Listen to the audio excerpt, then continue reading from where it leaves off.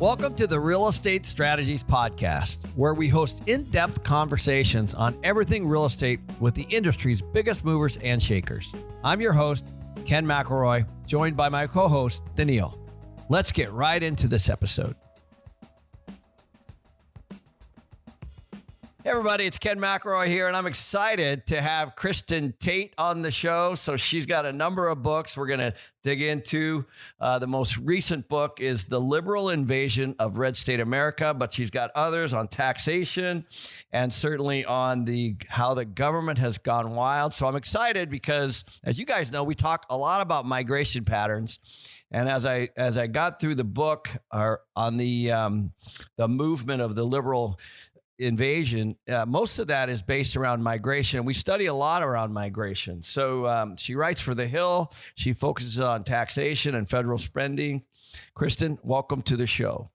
Hey, Ken, it's great to be with you. Thanks for having me. Sure. Let's jump right in. So why did you write this most recent book? Because I think, we talk a lot about migration patterns and how it affects supply and demand on the rental side. And, obviously I'm in the real estate space. You attack it from a very different point of view on policy and taxation, and I could not agree more, but it's something that a lot of people don't talk about. Yeah, that's right. So this is a pattern that I've noticed for several years now. Essentially, people leaving these blue states, particularly the blue states that have large metropolitan areas. So, New York, Illinois, and California, and moving to states in the Sun Belt and the South, particularly more Republican-led states like Texas, Florida, Arizona.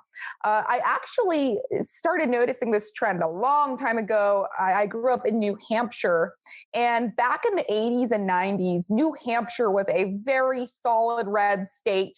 It was actually kind of libertarian too. It had this, live and let live sort of mantra about it. I mean, for goodness sake, the motto of the state is live free or die. So, it's a very libertarian place. The people up there have grit. It's just a very cool state, or it was back in the 80s and 90s, pretty much a totally Republican state legislature up there. We had a Republican governor.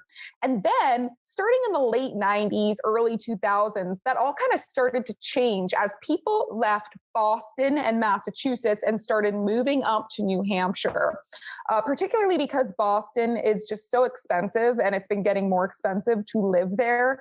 So families increasingly started moving out of the city and then eventually up into southern New Hampshire. And folks actually commute every single day from southern New Hampshire into Boston. It's a long commute, but a lot of people do it because it's just become totally impractical to live in Boston with the high cost of living. Now, that's been going on for several decades, this migration pattern, and it's completely changed the state of New Hampshire in many ways, culturally, politically, and economically. So the first thing, that the most obvious way this has changed New Hampshire is, New Hampshire used to be a very affordable state. Housing was pretty cheap there. Now the whole southern half of the state is basically Massachusetts Part 2. Housing costs have gone through the roof. Costs of living generally has gone through the roof. But also what's kind of sad about that is locals have really been pushed out of the market there. So, much of my family's still in New Hampshire, and many of them have actually had to move more north in the state because they can't afford anything in southern cities in New Hampshire like Nashua. So that's the first thing that's happened. But also we've seen a really interesting political shift take place up there. So, these Bostonians left Massachusetts where they have high taxes, lots of regulations, these sort of policy elements that have made it very expensive. And then they moved to New Hampshire and proceed to vote in favor of the same kinds of policies and politicians that created the disaster in the place they fled. So New Hampshire went from a pretty solid red state, then it kind of became purple, and now it's pretty blue up there. It's really becoming a Democrat-led state, much like Massachusetts. And it's changing the culture in a number of ways. We're kind of losing that libertarian spirit. You still get it up in the northern part of the state, but the whole southern part of the state, it's really just Massachusetts, the second part of it. So, Kristen, why do you think that they continue to vote blue when they're leaving a blue state because of the policy? Yeah, that's really why I wrote the book, is to find out the answer to that question. And what I figured out by interviewing a lot of people who move states is people aren't really thinking about politics when they move, right? So I just talked about New Hampshire, but this is kind of a trend that's spread throughout the country at this point. Like, I live in Texas now, and we just get hundreds of people from California coming down here every week. And you talk to these folks, and they're not thinking about politics when they move. They're moving for jobs mostly, and also for the cost of living, and they're not necessarily connecting those dots. So, it kind of takes a few steps for them to realize, hey, maybe the place I'm moving is more affordable and has more jobs because the regulatory and political environment is more favorable. But I'm not sure that people initially make that connection when they move. This trend, it's very vindicating to Republicans in certain ways, because Republicans have been preaching fiscal conservatism for years. And now we're seeing a ton of businesses, for example, leaving Silicon Valley and coming to Austin, Texas, and, banks leaving New York City and going down to West Palm Beach. It's great for Republicans who have been preaching these policies, but the workforces that come with these companies and go for the jobs are not necessarily, again, connecting those dots. So they tend to vote in favor of Democrats overwhelmingly, which is what I found in my book. And it's really having a significant political impact on these receiving states. I mean, people used to laugh when I said Texas could go blue, but this is a real possibility now. If you look at the counties in Texas that are absorbing the highest number of domestic migrants, it's mostly the suburban areas right outside the biggest cities. And these are the places that had the biggest jump from red to blue in the last few presidential elections. So this is having serious political consequences in the states that are receiving the domestic migrants. And I tell Republicans all the time, I tell them, you guys focus on immigration. They talk about immigration and the border constantly. It's actually domestic migration that they should be more worried about, at least in the short term. Because look, if Republicans lose Texas, it's over for them. They're never going to win another national election again. So when you say blue policy, can you explain to our audience what that means? Like, what policies are creating that environment? Of course. Yeah. So high regulations, high taxes, anything that makes it less friendly for a business to essentially exist in these places. But it's more than that too, right? It's also quality of life policies. So you have places like San Francisco that are essentially tolerating mass homelessness and, violence on the streets and making it scary for residents and particularly families to live in these places. I have some friends who live up in San Francisco, and they tell me all the time, I mean, I realize these are just anecdotes, but people can find, you can see hundreds of these anecdotes online, that, you have people shooting up drugs right in the streets. You have crimes happening right there, in flagrant view of people just walking by trying to get to work or school. It's become unsafe. It's become not as nice to live there as it used to. And that's not just because of the economic policy. It's things like policing and having a greater tolerance for crime. And you look at the public school systems, that's another blue policy. These blue states tend to have big cities that have failing public school systems. In New York City, the majority of the schools, the public schools there, have something like a 90% exam failure rate in at least one class in these schools. I mean, that is unacceptable. And in large part, I would argue that's because the teachers' unions have kind of created a situation where it's become impossible to fire the bad teachers, to promote the good teachers, and essentially to hold them accountable for standards. So, it's a kind of a perfect storm of anti-business regulation and quality of life sort of policies that have made people want to leave these Democrat-led states. So this is, so what you witnessed, obviously, up in New Hampshire with the Boston example, I also witnessed, I grew up in Seattle, and I saw that kind of pour into a lot of the Northwest, and I have a home in Coeur d'Alene, Idaho.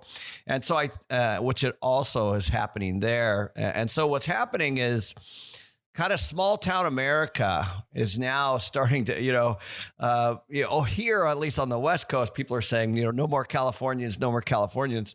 But what's happening is, I think, a lot of, to your point, and this affects a lot of things, certainly real estate pricing, which is what everyone's feeling at the moment. Next is rent pricing, but then the policies are going to come. And, and I think what people need to understand as they start to invest is they have to stay ahead of this stuff. And there are going to be cities like my good friend is the governor of Arizona, and he was a hardcore entrepreneur his whole life. He started Cold Stone Creamery. He's our current governor. And that, we're now basically purple. Under his leadership, and there are all kinds of reasons, and I don't want to get into that. But even in Arizona, we're kind of taking a look at, what is that going to mean now? From a policy standpoint, certainly from an education standpoint, from a tax standpoint. What have you seen on the taxes? Because what I do know is we were just in Seattle, Portland, and in Los Angeles last week. And obviously we see it, and, we see the homelessness, we see all these things, but the governments they're not going to cut back on their budgets. You know what I mean? Like, they're not going to say, people are leaving, taxes are, we don't have the income base that we did, because that's actually the next piece, I think, is they're all kind of spreading around into call it these red states. What do you think is going to happen? Do you think the taxes are going to go up in those areas? What happened in Boston? Well, you mean in the areas that are losing residents? Yeah, exactly. Well, what we've seen happen in New York City, and what Bill de Blasio said, he didn't even try to hide this, is, look, we're going to have to raise taxes because they have huge budget holes now, because more people are leaving than they anticipated. So the suckers who stick around have to simply pay more taxes. They're very open about this. And my second book was called How Do I Tax Thee? And that actually covered all of the non-income taxes that people pay every day. And what I think a lot of people don't realize is these so-called hidden taxes make up more than half of your individual tax burden. So nearly every activity you do in a place like New York City, Boston, Chicago, or LA is taxed. If you go to a movie, that's taxed. You buy a plane ticket, that has taxes on it. You go to a restaurant, that's taxed. I mean, name anything besides breathing, basically, and you're paying taxes on that. And that really adds up. And what essentially happens is you have the middle class flee first. Then you have the real high earners who could kind of pay that at first, and then they start to get annoyed, they leave. And then what happens? You just have the lower classes, the people who really can't afford to just move up and leave. Those are the people who get stuck in these cities that essentially are at risk now of becoming just burned out hellscapes like Detroit. It's really sad. And, New York City, I still think is one of the best cities in the country, the best city in the country, probably. It's a special place, but it's becoming hollowed out. And if they continue on this track, I'm very concerned about the future of New York City, especially with technology now. These companies do not need to be there anymore. Their workforces can increasingly either be remote or be located elsewhere. So, I'm not sure it will have a bounce back like it did under Rudy Giuliani. Well, I was wondering about that. Businesses don't have to be there. Right. I was wondering about that. Everyone says New York's always going to come back, right? Because it's New York. But now de Blasio, with these mandates and making it harder and harder to be in business and all these lockdowns, I'm wondering if New York City will come back, because, California, you have the weather and it's appealing. But, New York, if it's unsafe and the businesses leave, to your point, then why is it so great anymore? Yeah, that's exactly right. We can't take for granted that New York City is always going to be, the place, the hub in the US, especially as those big businesses leave. I mean, every day it seems like I'm opening the newspaper and another big bank is opening an office in a place like West Palm Beach or Dallas. It's incredible. And the workforce is increasingly want to be in those offices, not in Manhattan. Especially, if you have kids, living in Manhattan is it's horrible on multiple levels right now. You can't put them in the public school system. So you're looking at $30,000 a year for private school. You have the crime that's exploding. You have a long commute if you have to live out in some place like Larchmont or, these various suburban areas. So I think this is a trend that will just continue to accelerate unless New York City turns things around very quickly. But I just don't see that happening, because one of the unfortunate trends that I noticed in my book is often when these cities and states start losing residents, they just double down on the policies that created the problems in the first place. Increasing taxes on the people who remain, or defunding the police more than they did the first time. It's ridiculous. They just but don't learn. Did elect, or they did, for their, preliminary for the Democratic Party, they did elect a more moderate Democrat, which was interesting.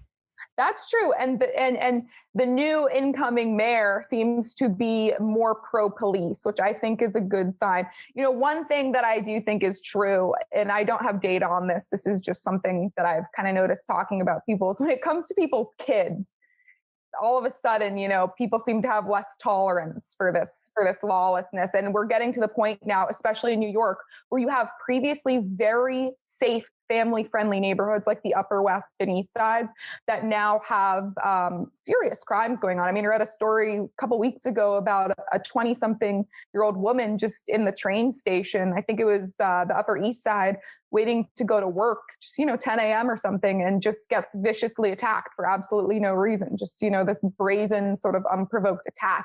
So I think the more that things like that happen in these areas where families do live, we are hopefully going to see more candidates who are more pro law enforcement get voted in. But, on a macro level, I'm not sure that I have as much confidence, especially at the state level. I can guarantee you that whoever replaces Andrew Cuomo is probably going to be more left wing than he was. I have a question though. So I grew up in Seattle, and I have family that's hardcore liberals, which is totally fine. I'm not sure they even get it. Like, as the police are leaving and the homelessness are sitting on the, on the sidewalks in a town that I grew up in, and 5,200 police leave the New York Police Department last year. And, all of these things are happening, and they still are holding tight. Right. Yeah. It's interesting to me. And then they're moving to these other areas, and they're kind of holding those same positions and kind of creating the same issues. What do you think it's going to take to have them awaken and understand that some of the policies that they stood for? And I'm on both sides of the fence on some of the social matters and things like that. Like, we do need Section 8. We do need help for the homeless. We do need people that need a handout.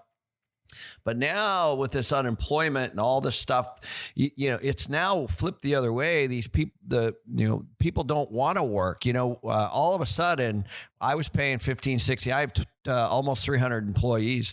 I was paying 15, 16, 17 an hour.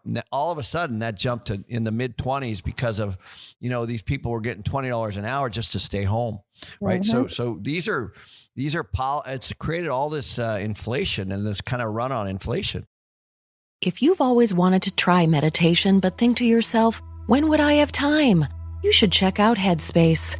Headspace is your daily dose of mindfulness in the form of guided meditations in an easy-to-use app. Headspace is one of the only apps advancing the field of mindfulness and meditation through comprehensive, clinically validated research. Headspace really can help you feel better. Overwhelmed? Headspace has a 3-minute SOS meditation. Need help falling asleep? Use Headspace wind-down sessions. And parents, Headspace has morning meditations you can do with your kids. Headspace works for you, on your schedule, anytime, anywhere. Headspace is meditation made simple. Go to headspace.com/C-Suite for a free 1-month trial. You'll be able to access Headspace's full library of meditations for every situation. This is the best deal offered right now. Head to headspace.com/C-Suite today.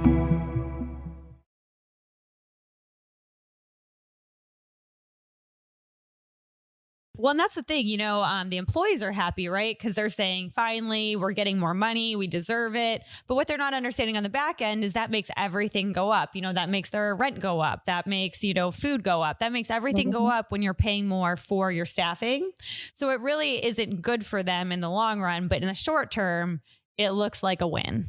And I would also add, the employees who are lucky enough to have their jobs or keep their jobs are happy, but there's an opportunity cost here, right? Because fewer people are getting hired right now because the cost of labor is so high, the cost of retaining and hiring talent. So, and you're absolutely right.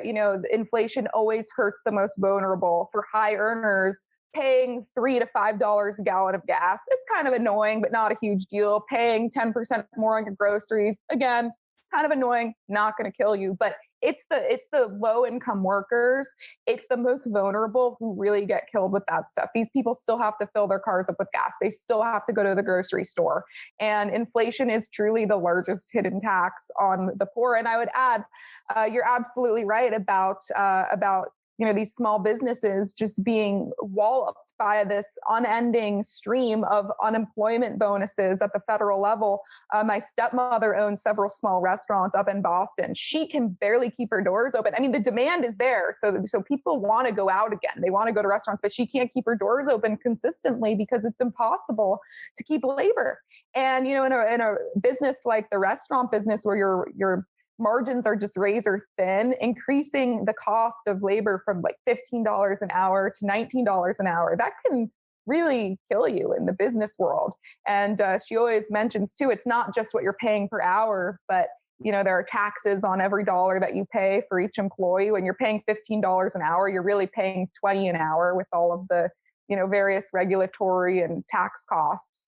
So well, I watched your video on YouTube, the recent one on the labor shortage, which I really enjoyed because you basically said we have the issue is obviously we have enough workers that the employers are just competing with the checks.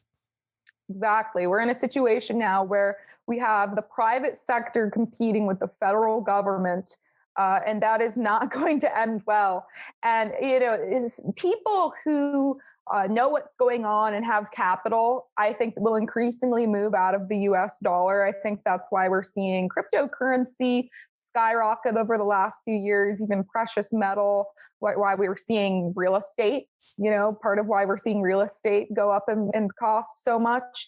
And again, not to be like a broken record, but again, it's the most vulnerable people who don't know how to do that or can't do that or just don't have the means to do any of that, who are just in the worst situation because they are stuck in this failing fiat currency and being affected drastically by inflation. So the best thing that could happen right now is to get rid of these unemployment bonuses, because I do think, things would bounce back pretty quickly if that happened, but it just doesn't seem like there's any appetite for that at all in Washington, D.C. Especially we saw yesterday, the president announced another multi-trillion-dollar infrastructure package that they're hoping to pass. And I use air quotes there because we all know that's a misleadingly named bill. A lot of that bill has nothing to do with infrastructure, but we're heading for a disaster. And unfortunately, by the time a lot of average folks who are most vulnerable realize it and get angry about it, it will probably be too late to turn things around quickly.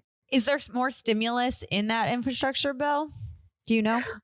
So I don't believe there's direct stimulus unemployment payouts, although they could continue that with a separate measure. But there's a lot of what they call human infrastructure, which is essentially more welfare. So, things like the child tax credits and, it's just basically a lot of handouts for these big government programs that have nothing to do with infrastructure. But I do not believe that it does prolong the unemployment benefits, at least on the federal level.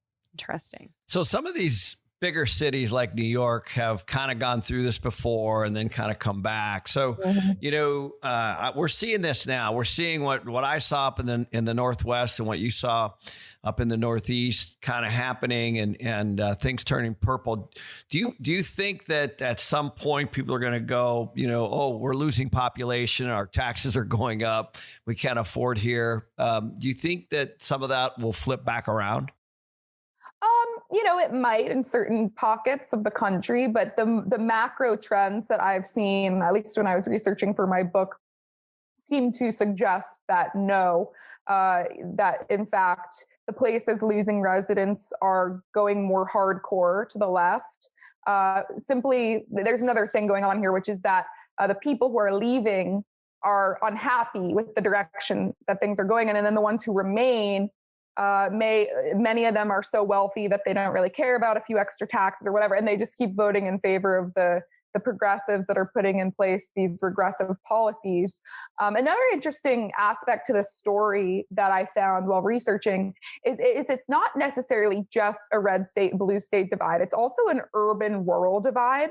So if you actually look at each of these states, whether it's the states losing people or the states gaining people, if you look at each state, if you look at the suburban and urban areas, those places are trending to the left generally. So they are becoming more blue. Even if you look at Texas, Florida, or the places losing residents, the suburban and urban areas are turning very blue. But within those same states, if you look at the less populated suburban areas or the rural areas, in many cases, those places are trending red.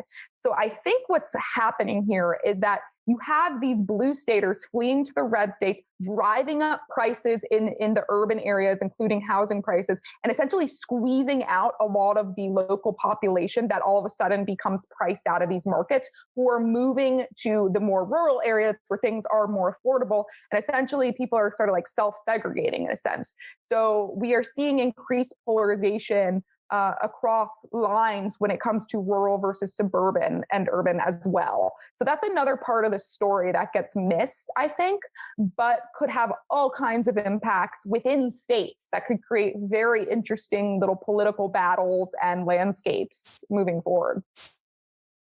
So, thank you. I know in 2020, everybody was very, very surprised at all these migration patterns.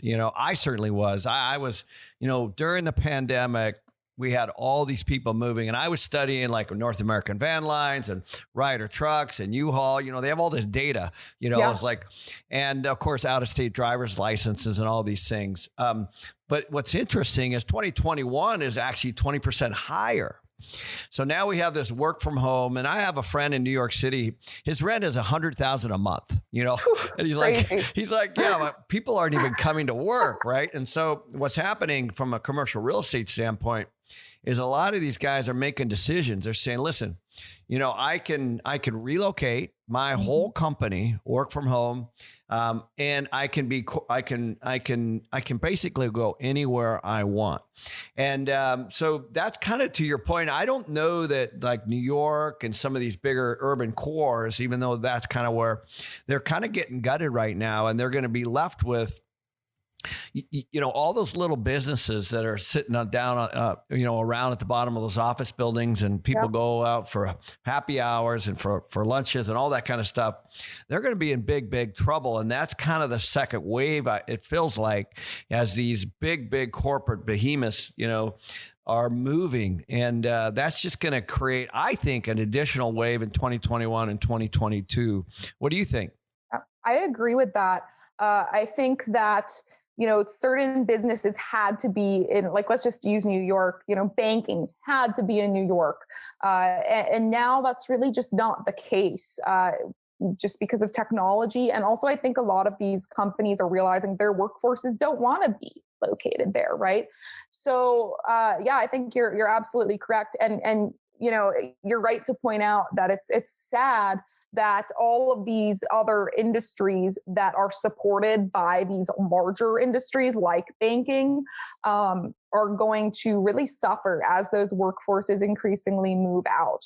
I will say that I think at some point, many Americans and businesses are going to say, okay, enough of this, remote working. We need to be face-to-face at least a few days a week to network and, create a team ethos. And, we can't all just live in pods for the rest of time and just never see anybody. But I think that the trend shows the new office buildings, the new spaces are all happening in these sort of Sunbelt southern states. And that's probably where we will see most of these companies sort of moving towards when they do go back to at least part-time in person.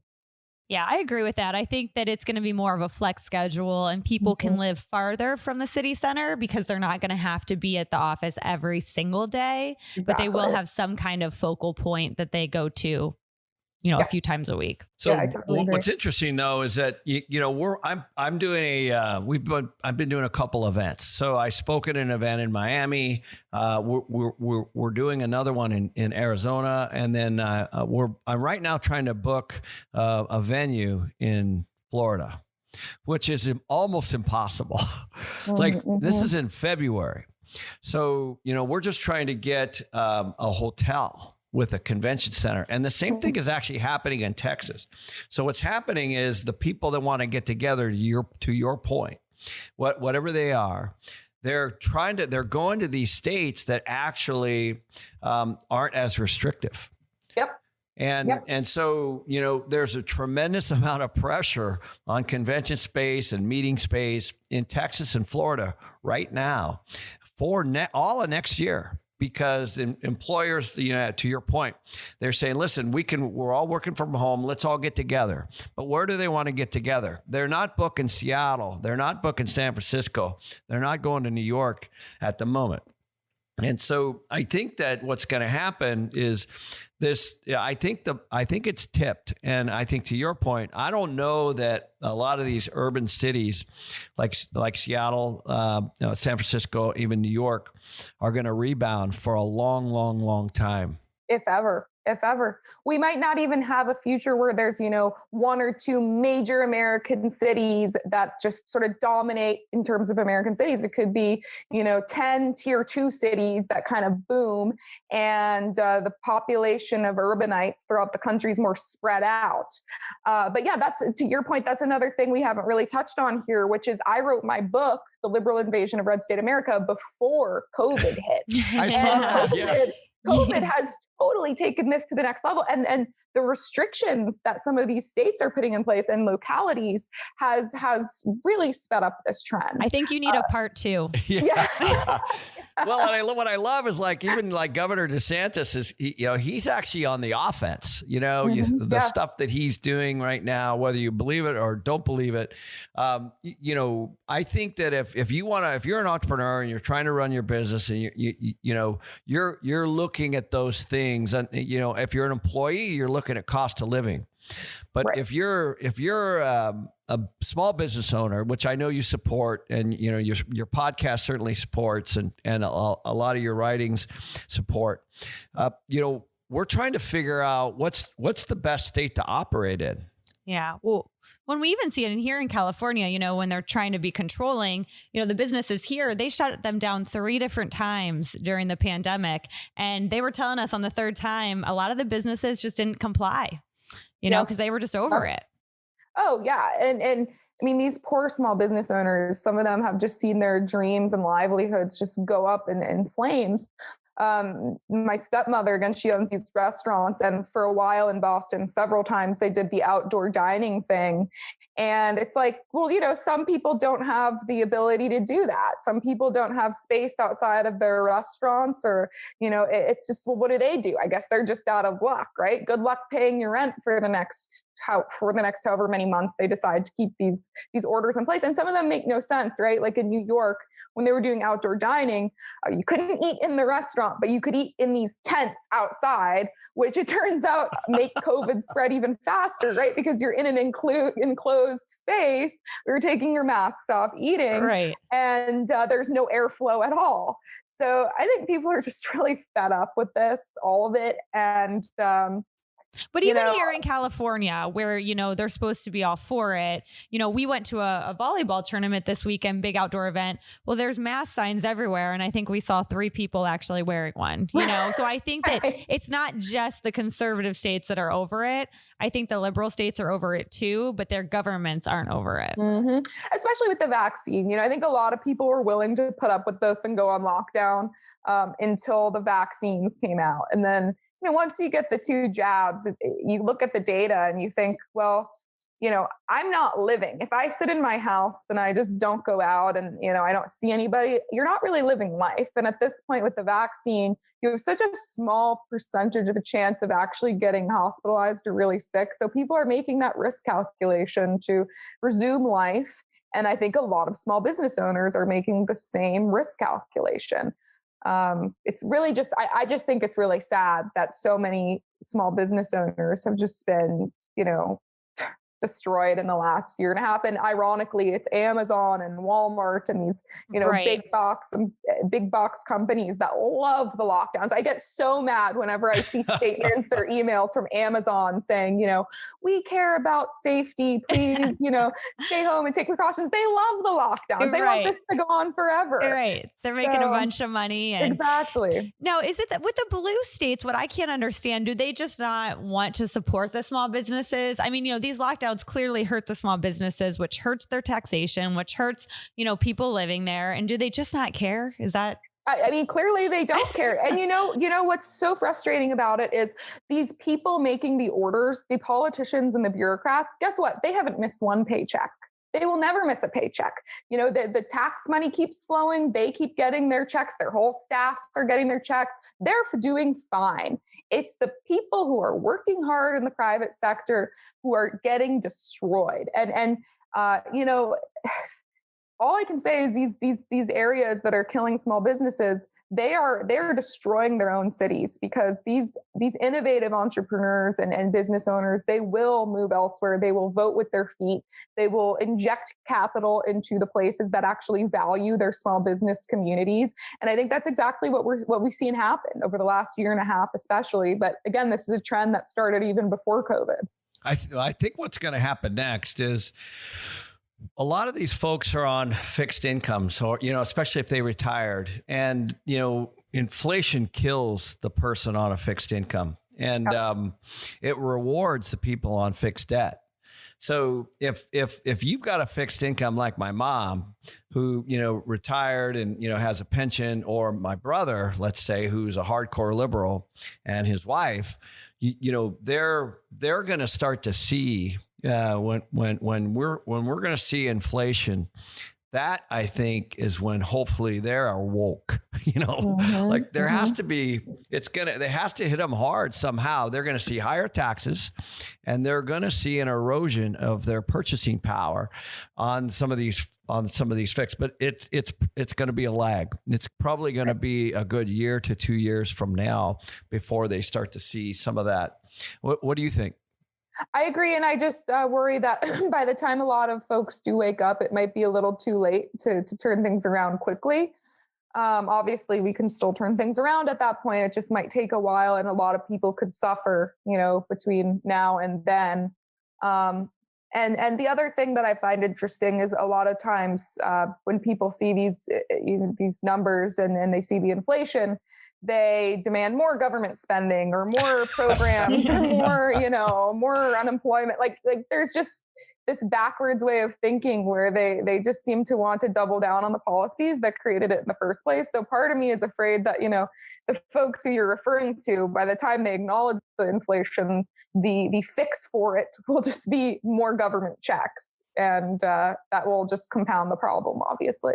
And as a side note, because every time Ken mentions his mom, being on a fixed income, Ken does help out his mom and will always help out his mom. Of course, so we always get, whenever you mention your mom on a fixed income, we always get 50 YouTube comments of Ken's really not going to help his mom. Of course I'm going to help my mom. I mean, come on. Oh, by the way, you love this.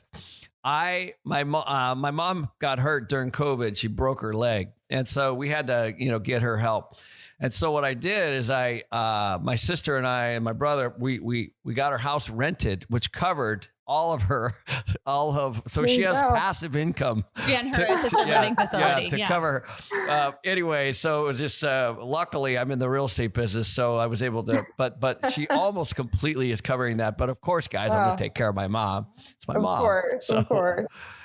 Let's chat before we wrap up here. Could we talk a little bit about the education system? Because one of the things that we look at from a real estate investing standpoint, and it helps, people actually source out good public schools when they're making decisions. Now, not everyone can afford private schools, so this is a big kind of undercurrent topic where I have a lot of property in Texas, and we have properties in Plano, Texas, which is I think still, it might not be still, but was at one point the top public school system. And we were actually buying properties in that market because families, to your point earlier, they seem to bend the rules a little bit around their kids. So what do you see? You saw some erosion. Obviously, you quoted the 90% failure rate in New York. What do you see is going to happen with some of the education systems as we start to see, things turn purple? Well, I mean, from what I can tell, just from people that I know who have kids in the school systems, they are pulling their kids out of the inner city school systems and putting them into suburban school systems, assuming they can't afford private schools. It seems like the schools that are really failing students right now are those that are in the big cities. And again, this is all going to impact the sort of brain drain out of the big cities as people move out and go to other places. School systems are one of those things they consider. I also have spoken to a lot of families for all my books who have a lot to say about school choice. And this is a very interesting political issue for people because what you find is even on the left, people in lower income brackets overwhelmingly support school choice. They want the option to send their child to the best school possible. And unfortunately, in many of these big localities like New York and San Francisco and LA, they're very hostile to charter schools where the results tend to be much better than the private schools. So this is just another factor pushing people out of these large cities. And I will also say in the immediate future that the COVID restrictions have and continue to really damage education, public education. I actually live next door to a guidance counselor at a large public school. And the stories she has told me from the last year are so sad. These kids had almost a year of just Zoom education, and often they don't even turn on their cameras. So she told me the kids will just sit in bed all day with their cameras off, not even listening to the Zoom class while they play video games or something. And they're developing severe depression, weight gain, other mental health, and frankly, physical health problems. They're not learning anything. So this has been really bad. And it's obviously, a lot of these same areas that are losing residents that are doubling down on these policies in the schools as well, that have been very harmful to students. And we all love to say, follow the science, follow